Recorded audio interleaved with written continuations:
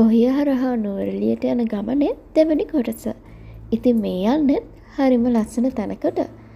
ඔයාලා මේ තැනට ගිහිල්ලා නැත්තම් අනිවාර්යෙන්ම යන්න. ඉතින් මේ ලස්සන පරිසරයේ මැද්දෙන් අපි යන්නේ ලිප්ටන්ගේ සීට් එක බලන්න. මේ ලිප්ටන්ගේ සීට් එක තියෙන්නේ දඹතන්න එස්ටේට් එකේ. ඉතින් මේක තියෙන්නේ ලංකාවේ හපුතලේ පැත්තේ. ලිප්ටන්ගේ සීට් එකේ ඉඳන් ඔයාට පුළුවන් පළාත් 5ක් දකින්න. දකුණු පළාත, බස්නාහිර, නැගෙනහිර, මධ්‍යම, ඒ වගේම සබරගමු පළාත. ඉතින් ඔයා ලිප්ටන් සීට් එකට යන්න නම් ඔයා මුලින්ම හපුතලයට යන්න ඕනේ. මේ යන පාරේ සුන්දරත්වය වැඩියෙන් බලන්න නම් ඔයාලා උදේ යන එක තමයි හොඳ. උදේ 6ත් 9ත් අතර. ලංකාවට මුලින්ම තේ ගැන හඳුන්වලා තියලා තියෙන ජේම්ස් ටේලර්. ඒ 1867 දී. 1867 දී තමයි මුලින්ම ටී ප්ලාන්ටේෂන් එකක් ලංකාවේ තියෙන්නේ. ඉතින් father of the Ceylon tea මේ තමයි ජේම්ස් ටේලර්. ඉතින් මේ අපි කතා කරන තෝමස් ලිප්ටන් 1800 ගණන් වල ජේම්ස් ටේලර් දැන් තේ ගැන ලංකාවට හඳුන්වලා දුන්නට පස්සේ ලිප්ටන් තමයි මේක ගොඩාක්ම ප්‍රසිද්ධ කරලා මාකට් කරලා සිලොන් ටී එක මුළු ලෝකෙටම හඳුන්වලා දෙන්නේ. හරි එහෙනම් අපි යන් ලිප්ටන්ගේ සීට් එක බලන්න. පාර දෙපැත්ත බලාගෙන යන්නකෝ. පරිසරයේ තියෙන සුන්දරත්වය ඔයාටත් විඳින්න පුළුවන්. යම් මාත් එක්ක මං ඔයාලා වෙක්කගෙන යන්න ලිප්ටන්ගේ සීට් එක තියෙන තැනටම.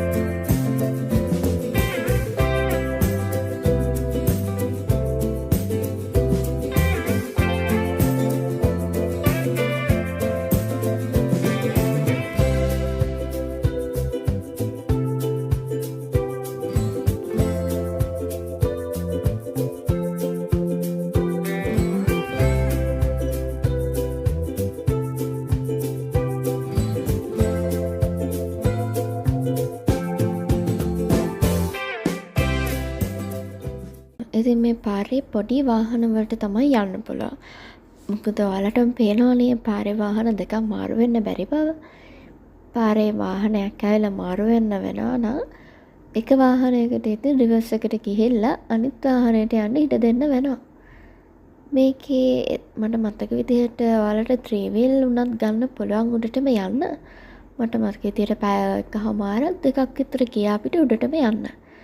1500ක් ගන්නවා වගේ තමයි මට මතක. හරියට උනම් මතක නැහැ. ඉතින් අපිට තියෙන පොඩි කාර් එකක් ඉන්න අපි කාර් එකේ උඩටම ගියා. පාරේ නම් ලොකු අවුලක් තිබ්බේ නැහැ. එකම දෙයකට තියෙන්නේ පාරේ වාහන දෙකක් මාරු වෙන්න බැරි එක විතරයි.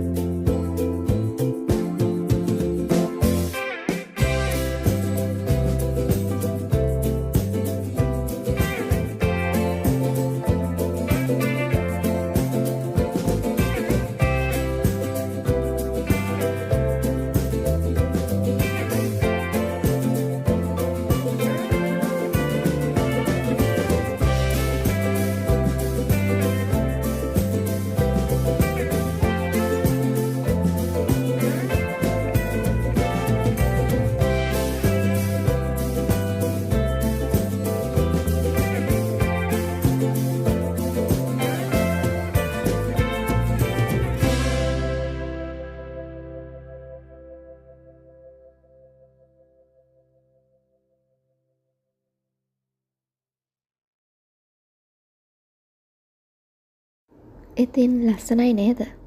දැන් ආව පාර. මීදුමත් ඇරුණට පස්සේ මේ පාරේ ලස්සන තවත් වැඩි වෙනවා. තව ඉස්සරහට යද්දි බලමුකෝ. මං ඔයාලට පෙන්නන්නම් මීදුමත් එක්ක මේ පාරේ තියෙන සුන්දරත්වය කොහොමද වැඩි වුනේ කියලා. අර ඉස්සරහ තියෙන්නේ එතන මට මතක විදිහට දොඩම් විකුණුවා. ඒව ගන්නත් අමතක කරන්න එපා. මේ යන ගමන ලස්සන වැඩි කරගන්න තවත් පුංචි ක්‍රමයක් කියන්නද මං? ඔයා මේ පාර දිගේ උඩට යද්දී ඔයාට පුංචි ළමයි ගොඩක් හම්බෙයි. වතුවල ඉන්න චූටි ළමයි. ඉතින් ඔයාලා මේ යන ගමනේ ටොෆි චොක්ලට් චුට්ටක් වැඩියෙන් අරගෙන යන්න. ඒ යද්දී යාලට ඒව බෙදන්නත් අමතක කරන්න එපා. එයාලගේ හිත සතුට වෙද්දී ඔයාලගේ හිත ඊටත් වඩා වැඩියෙන් සතුට වෙයි. ඒ ගමනේ සුන්දරත්වය තියනටත් වඩා තව ලස්සන වෙයි. යංකෝ මාත් එක්ක තව චුට්ට දුරයි තියෙන්නේ.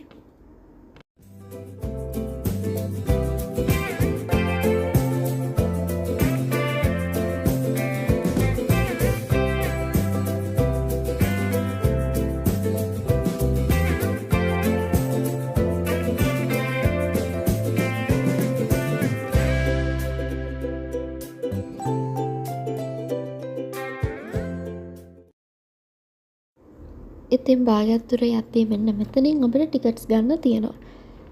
මට මතක විදියට වාහනේට රුපියල් 250කුත් එක්කෙනෙක්ගේ ප්‍රයිස් එක උනේ 150ක්. ඒතකොට අපිට සම්පූර්ණ ප්‍රයිස් එක 850ක වියදමක් තමයි උනේ. ත්‍රිවිල් එකක උඩටම ගියා නම් ඔයාට ඒ යන දුරටම 1500ක් ගන්නවා ත්‍රිවිල් එකකට.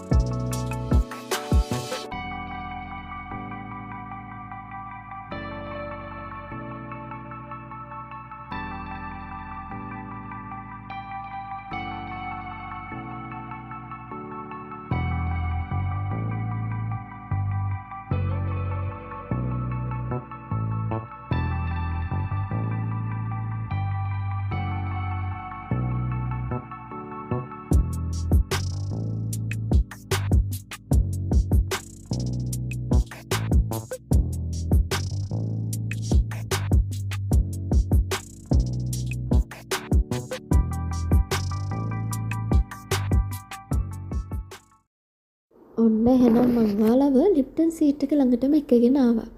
දැන් එහෙනම් වාහනේ බහින්නකෝ. ඉතුරු ටික අපිට පයින් යවිදගෙන යන්න තියෙනවා.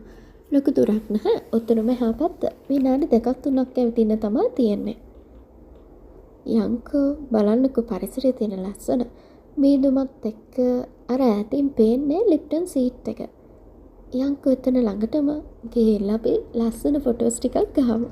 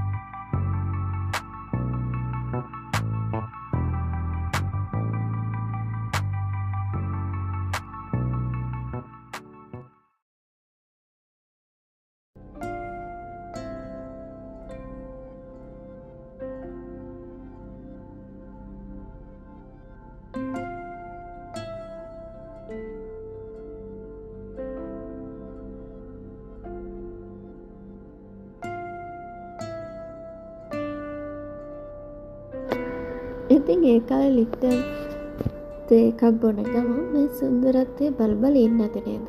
හරිම නිදහස් ලස්සන ජීවිතයක් එයා ගෙවන්න තියෙන්නේ. ඔයාටත් මෙතනට ගියත් ඒ ලස්සන ජීවිතේ චුට්ටක් හරි අත්දෙන්න පුළුවන්. ලංකාවේ ඉන්න ඔයාට මෙතනට අනිවාර්යෙන්ම ගිහිල්ලා බලන්න ඕනේ.